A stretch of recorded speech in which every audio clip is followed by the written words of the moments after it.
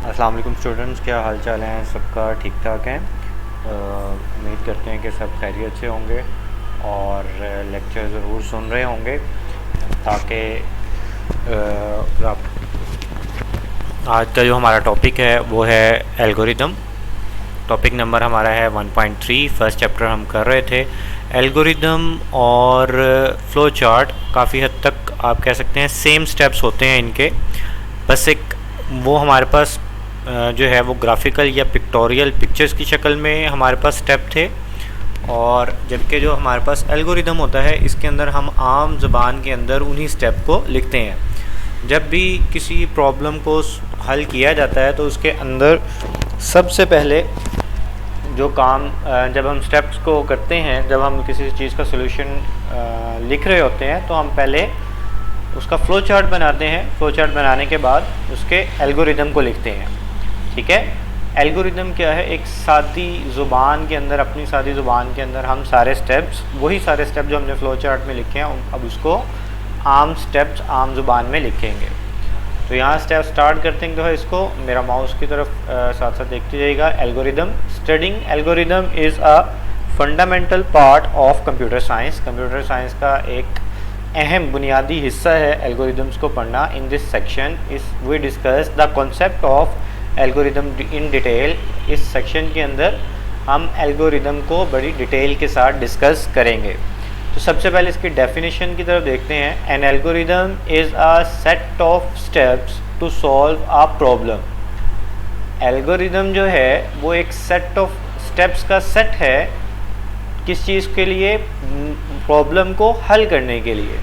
ठीक है, एल्गोरिदम जो है वो प्रॉब्लम के हल करने के स्टेप्स का एक सेट है।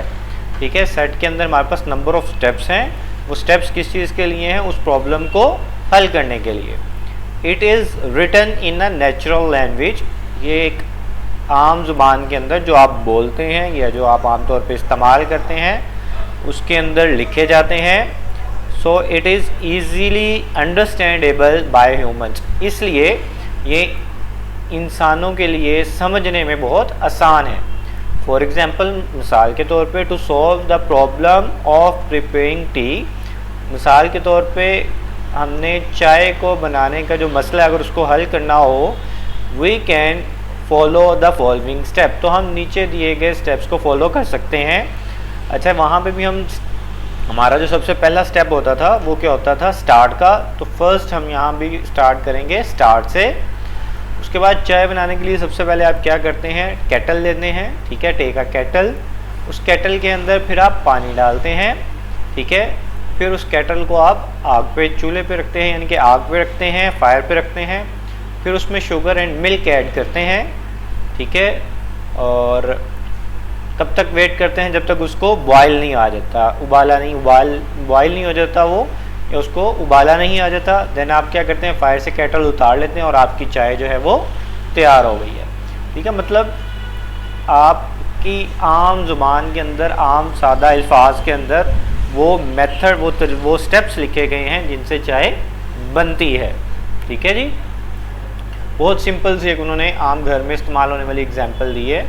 अगर जैसे ऊपर एक एग्जाम्पल थी, हमने एक फ्लो चार्ट में पढ़ी थी शूज़ विद सॉक्स पहनने की, तो उसमें आप क्या करेंगे? स्टार्ट। फिर सेकंड स्टेप आप लिखेंगे take your socks and shoes. Third step में आप लिखेंगे वेयर योर सॉक्स, और फोर्थ में लिखेंगे वेयर योर शूज़, और उसके बाद आप उसको एंड कर देंगे। The above set of steps can be called an algorithm for tea preparation। ऊपर वाला जो सेट ऑफ स्टेप है वो एल्गोरिदम कहलाता है। किस चीज़ के लिए? चाय की तैयारी के लिए। अच्छा, यहाँ पे जो एक रिक्वेस्ट आप सब लोगों से करते चलें, जो हर लेक्चर के स्टार्ट या एंड में की जाती है, कि लेक्चर अगर आपको अच्छे लग रहे हो, आपको लेक्चर की बारे में बात की समझ आ रही हो, तो प्लीज़ हमारे चैनल को सब्सक्राइब ज़रूर कीजिएगा, लाइक ज़रूर कीजिएगा, और अपने फ्रेंड्स के साथ भी शेयर कीजिएगा। आगे देखते हैं। We can also solve certain problems with the help of a computer। we can also solve certain problem। हम कुछ प्रॉब्लम्स को हल कर सकते हैं with the help of computer की मदद से। फॉर डैट पर्पस, इस मकसद के लिए we first formulate an algorithm. तो इस मकसद के लिए सबसे पहले हम क्या करते हैं, उसका एल्गोरिदम तैयार करते हैं फॉर द प्रॉब्लम, उस मसले के लिए, and then translate that algorithm into a set of instruction for the computer. और बाद में उस एल्गोरिदम को चेंज कर देते हैं किसमें, कंप्यूटर की इंस्ट्रक्शंस में, यानी कि ऐसी लैंग्वेज में जो कंप्यूटर अंडरस्टैंड करता है, या आप दूसरे लफ्ज़ों में कह सकते हैं कि किसी प्रोग्रामिंग लैंग्वेज के अंदर उसको चेंज कर देते हैं। तो सबसे पहले हम क्या करते हैं, फ्लो चार्ट बनाते हैं। फ्लो चार्ट बनाने के बाद उसका एल्गोरिदम बनाते हैं। एल्गोरिदम बनाने के बाद उस एल्गोरिदम को हम चेंज करते हैं कंप्यूटर प्रोग्राम के अंदर, जिसको हम कंप्यूटर की इंस्ट्रक्शंस भी बोलते हैं। Usually an algorithm take an input and then after processing produce some output. Same उसी तरह से जो स्टेप हमने वहाँ पढ़े थे फ्लो चार्ट के अंदर, कि कुछ इनपुट हम देते हैं, उसके ऊपर प्रोसेसिंग करते हैं और वो हमें रिज़ल्ट में आउटपुट शो करता है, एज शोज इन फिगर 1.6। तो फिगर 1.6 बैक पे है। अगर फिगर 1.6 पे हम जाते हैं तो मेरा ख्याल ये वही फिगर होगी, इनपुट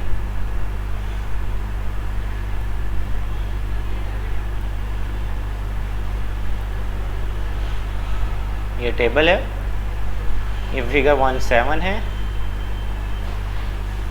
ये फिगर 1 नहीं, ये इन्होंने शायद गलत शो किया, ये इसी फिगर को शो करना चाह रहे हैं, इनपुट, उस पर प्रोसेसिंग एंड देन आउटपुट।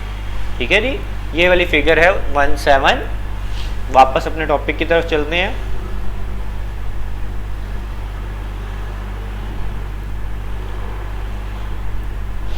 अच्छा जी, अब वो नेक्स्ट टॉपिक जो है 1.3.2 है, role of algorithm in problem solving. Problem solving के अंदर क्या रोल है एल्गोरिदम का। An algorithm has a vital role in problem solving as it provides a step-by-step guide to the problem solver। वो क्या कहते हैं कि एल्गोरिदम जो है वो एक ख़ास अहमियत रखता है एक प्रॉब्लम सॉल्विंग के अंदर, as it provides a step-by-step guide to the problem solver, क्योंकि ये प्रॉब्लम को हल करने वाले के लिए रहनुमाई फ्राहम करता है step by step, her step के ऊपर रहनुमाई फ्राहम कर रहा है किसको, जो प्रॉब्लम को हल करने वाला है उसे। इट इज़ ये अगर इसकी अगर मैं आपको कोई भी एग्जांपल के तौर पे, तो जो शख्स आप अगर किसी प्रॉब्लम को हल कर रहे हैं और अगर कोई शख्स आपको हर लम्हे गाइड कर रहा है, तो जो उसकी अहमियत है वही एल्गोरिदम की प्रॉब्लम सॉल्विंग के अंदर अहमियत है। It is a complete description of a solution. ये प्रॉब्लम सॉल्विंग के हल की कंप्लीट डिस्क्रिप्शन है, डिटेल होती है कि उसने कैसे उस प्रॉब्लम को हल करना है। Usually a computer programmer first right N algorithm. Usually आमतौर पे, बल्कि मोस्टली जो एक कंप्यूटर प्रोग्रामर है वो सबसे पहले एल्गोरिदम लिखता है, ठीक है, एंड देन ट्रांसलेट्स इट, और फिर उसको ट्रांसलेट करता है in the code of some programming language, किसी प्रोग्रामिंग लैंग्वेज के अंदर उसको तब्दील करता है। Sometime the designer of the program first make a flow chart.